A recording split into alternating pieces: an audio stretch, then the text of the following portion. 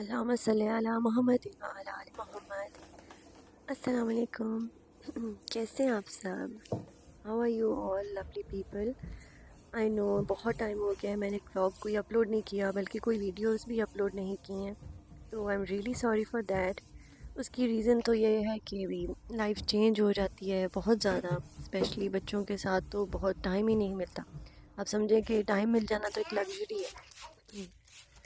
तो एनीवे, ये जो है मैंने व्लॉग बनाया था आप सबके लिए और रमज़ान डेकोरेशन का।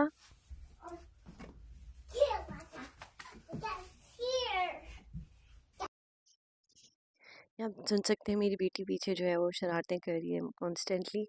और आपको पता है कि बच्चों के साथ काम करना ही घर के जो नॉर्मल चोर्स होते हैं वही बहुत मुश्किल हो जाते हैं। तो ऑन टॉप ऑफ दैट अगर हम व्लॉगिंग करें तो वो तो समझें कि इट्स अ स्ट्रगल। एनीवे, आज का व्लॉग बिल्कुल बेकार नहीं है, सिर्फ जस्ट एक रूटीन नहीं है। मैंने इसमें कुछ काम के टिप्स आप लोगों के साथ सबके साथ शेयर करने हैं, तो काइंडली स्टे ट्यून्ड।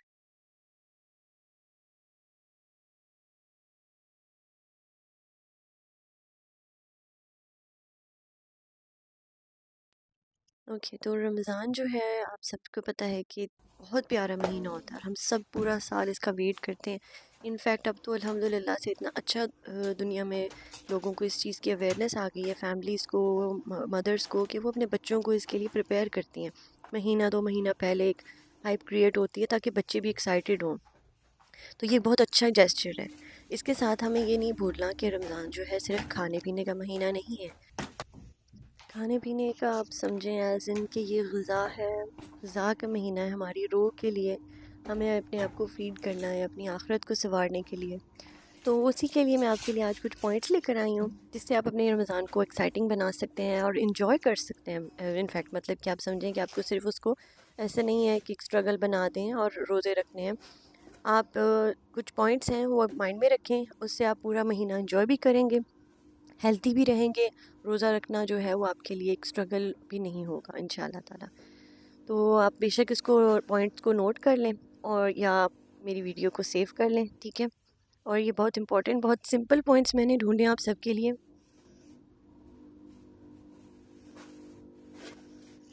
ओके जी, तो पॉइंट नंबर 1 है, ठीक है, नमाज। नमाज बहुत इंपॉर्टेंट है, आपको पता है कि हम सबके लिए बहुत सख्त इंपॉर्टेंट है। इसके अंदर क्या है कि जैसे रोज़ा जो है ना रमज़ान में इम्पॉर्टेंट है ना, उस तरह नमाज हमारी लाइफ में इम्पॉर्टेंट है। तो आप समझे कि नमाज़ तो पढ़नी ही पढ़नी है, उसको आपने हाई प्रायोरिटी रखना है हमेशा से, ठीक है। अब नमाज अगर आप नहीं पढ़ते हैं तो नो प्रॉब्लम, इस रमज़ान स्टार्ट करें, नियत करें कि भाई इस रमज़ान मैंने अल्लाह से नमाज़ लेके रहनी है और उसको पाबंदी करें। अगर आप नमाज़ पढ़ते हैं तो उसको वक्त से पढ़ना शुरू कर दें, और अगर आप वक्त से पढ़ रहे हैं तो फिर आप समझें कि आप उसमें और इम्प्रोवाइजेशंस देखें कि आपकी क्या क्या गलतियाँ हैं। आप नवाफिल पढ़ लें साथ और वो उसको और मज़ीद इम्प्रूव करें, ठीक है ना जी।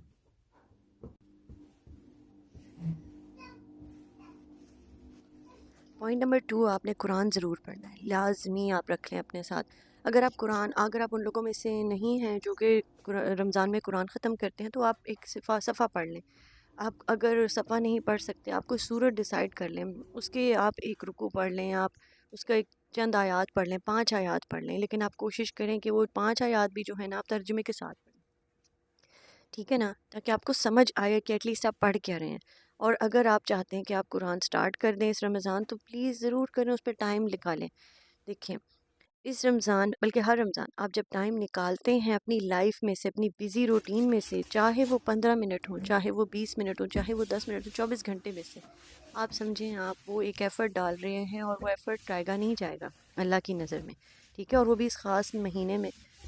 आप समझें कि आपने जो है अगर एक सफ़ा भी पढ़ लिया, सफ़ा मुश्किल लगा, आधा सफ़ा पढ़ लें, एटलीस्ट स्टार्ट करें। देखिए कुरान आपको अपनी तरफ अट्रैक्ट करेगा और फिर आप एक सफ़ा पढ़ेंगे, फिर आप और आगे बढ़ेंगे, ठीक है। अगर आप इस तरह भी नहीं कर पा रहे हैं, आपकी स्पीड स्लो है, तो आप तर्जुमा पढ़ें, तर्जुमे से स्टार्ट करें, लेकिन पढ़ें ज़रूर, ठीक है।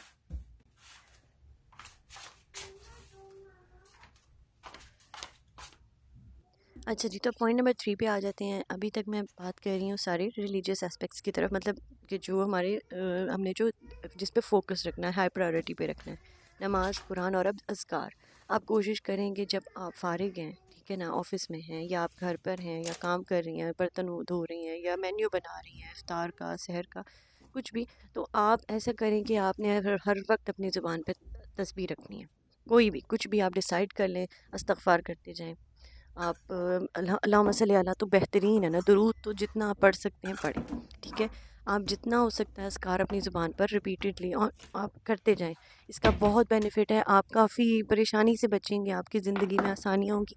और फिर आप देखेंगे कि आप एक दिन आपको आदत पड़ जाएगी कि नॉर्मली भी जब इंशाल्लाह रमज़ान ख़त्म होगा खैर से, तब भी आप अस्कार के आप आदी हो चुकी होंगी।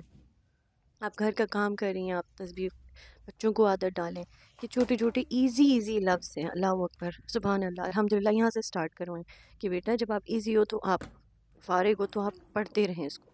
तो वो होमवर्क कर रहे हो, आप उनको आदत डालें, ठीक है। ये छोटे छोटे पॉइंट्स हैं, बहुत दूर तक उनकी हेल्प करेंगे, उनकी लाइफ आसान करेंगे। वो खुद हैरान होंगे उनकी लाइफ में कहाँ से आसानियाँ पैदा हो रही हैं, ठीक है जी।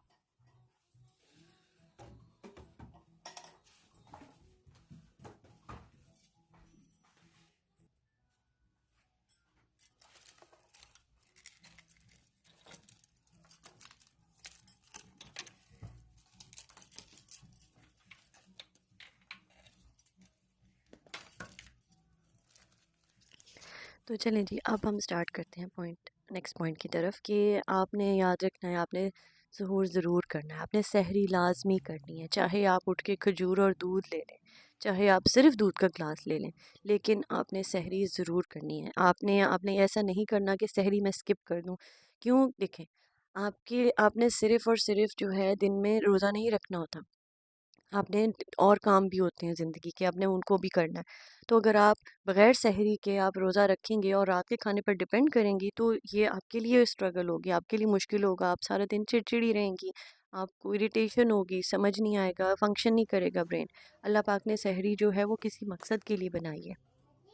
तो आपने सहरी लाज़मी करनी है, चाहे वो बिल्कुल लाइट सी सहरी हो, हैवी नहीं होनी चाहिए, क्योंकि आप जितना लाइट अपने मैदे को रखेंगी सारा दिन, वो और सारा दिन आपको भी लाइट रिस्पॉन्स रख देगा आपका। Sorry about my voice, I am under the weather. तो ओके, एनीवेज, तो ठीक है, आपने सहरी करनी है, लाजमी करनी है, लाइट करनी है, बहुत हैवी नहीं करनी। रात का खाना बेशक बीच में जो मील होता है वो हैवी कर लें या इफ्तार हैवी कर लें, लेकिन सहरी आपने लाइट रखनी है, करनी ज़रूर है, ठीक है।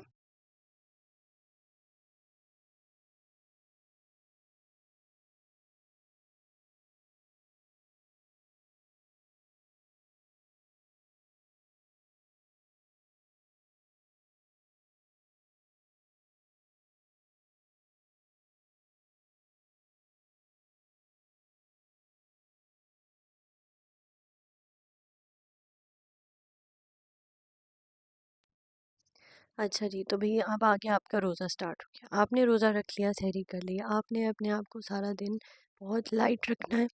आपने कोशिश करनी है कि आप किसी कॉन्फ्लिक्ट, किसी स्ट्रेस से बचें, ठीक है? अवॉइड करें और अपना फ़ोकस सिर्फ़ और सिर्फ़ घर के काम, बच्चों और अज़कार पे रखें। नमाज़ हो गया, तस्बीहात हो गईं। अगर आपके पास टाइम है, इतना टाइम मैनेजमेंट आपकी लाइफ़ में है कि आप कुरान उसी टाइम पढ़ सकती हैं, तो ये तो वेरी गुड। इवन अगर नहीं है ऐसा, तो आपने आपको अपने स्ट्रेस में नहीं डालना है, रिलैक्स रखना है और बस अपने इबादत की तरफ तवज्जो देनी है और घर के कामों की तरफ तवज्जो देनी है, ठीक है।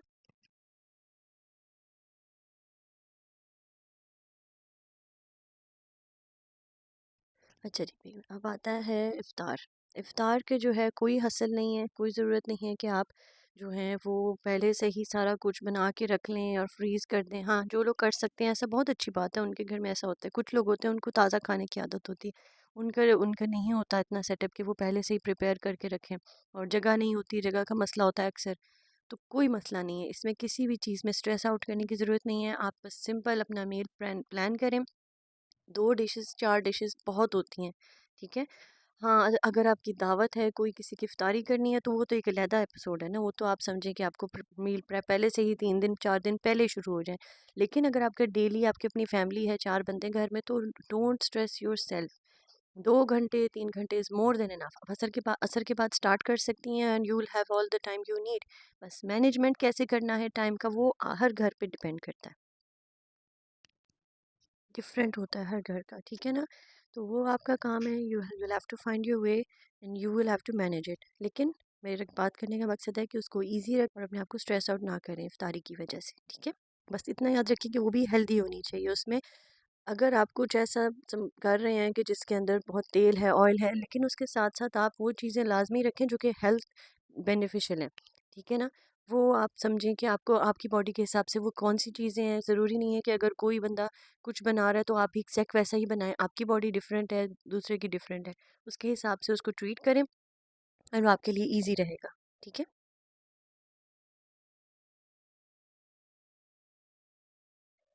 अच्छा जी, अब आपने अपना सारा फ़ारिग हो गया, आपने लाइट एक्सरसाइज लाज़मी करनी है। वो आपको पता है कि आपने क्या करना है, आपकी बॉडी के ऊपर डिपेंड करता है। एवरीबॉडी इज़ डिफरेंट, ठीक है। आप एक लाइट सी एक्सरसाइज अपनी लाइफ का हिस्सा बनाएं और उससे आपको बहुत फ़ायदा होगा, ठीक है ना। ओके तो भैया बाय। मैंने आप लोगों के लिए बोनस पॉइंट तैयार किया है, वो ये है कि आपने इस रमज़ान अपने साथ वादा करना है कि आपने कोई भी नई आदत डालनी है अपने आप को अच्छी, ठीक है ना। ओके, आप ऐसा कर सकते हैं कि आप अपने आप को कहें कि मैं ये एक नई अच्छी आदत अपने साथ इस दफ़ा रमज़ान से लेकर जाऊंगी। कुछ भी हो सकती है, ठीक है। कोई भी आप एक न्यू हैबिट, सूरत याद करने की या कोई स्पेशल नवाफिल रात को स्टार्ट करने की, तहज्जुद स्टार्ट करने की, कोई भी नई आदत आप डाल लें अपने लिए। ओके। अच्छा, अगर आप आदत नहीं डाल सकती, ओके, अगर आदत नहीं डाल सकती तो फिर कोई अगर बैड हैबिट आप में है तो आप उसको सोचें कि इस दफ़ा मैंने उसको I have to get rid of it. Okay, for example, अगर हम आप समझें कि हमें पीठ पीछे बात करने की आदत है, आप समझें कि इस Ramzan this is the time जब मैं I have to get rid of this bad habit. अगर आप समझें कि आप वक्त पर नमाज़ नहीं पढ़ती हैं, आप समझें कि मैंने इस आदत को ख़त्म करना है और मैंने अपने आप को फोर्स करना है वक्त पर नमाज। अगर आप हिजाब नहीं लेती, सर नहीं ढकती, कुछ भी, फॉर इंस्टेंस कुछ भी, द मिनिमल कुछ भी हो सकता है, ओके, आप उसको अपने सामने रखें और आप अपने आप से कहें कि ये अब मैंने करना है। आप अपनी जो है डिसीजंस को तीन हिस्सों में डिवाइड कर सकती हैं, तीन अशरे में डिवाइड कर सकती हैं। पहला 10 दिन, दूसरा 10 दिन, तीसरा 10 दिन, ठीक है।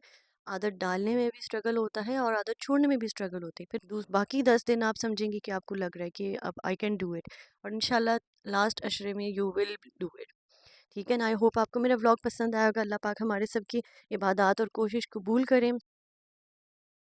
अल्लाह पाक हमसे राज़ी हो जाए और अपनी रहमतें और बरकतें घरों पर नाज़िल अता फरमाए, हमारी नस्लों को पाक रखे और हमें मौका और तौफीक अता करे कि हम अपनी औलाद को सीधी राह पर चलने की तरबियत दे सकें, ठीक है ना जी।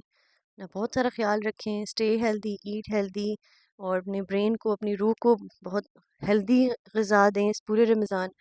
Okay, I hope you like my Ramzan decor video. Please इसको लाइक और सब्सक्राइब ज़रूर कीजिएगा, शेयर कीजिएगा। Okay, thank you so much for watching. अपना ख्याल रखिए। सबको मेरी तरफ से रमज़ान मुबारक।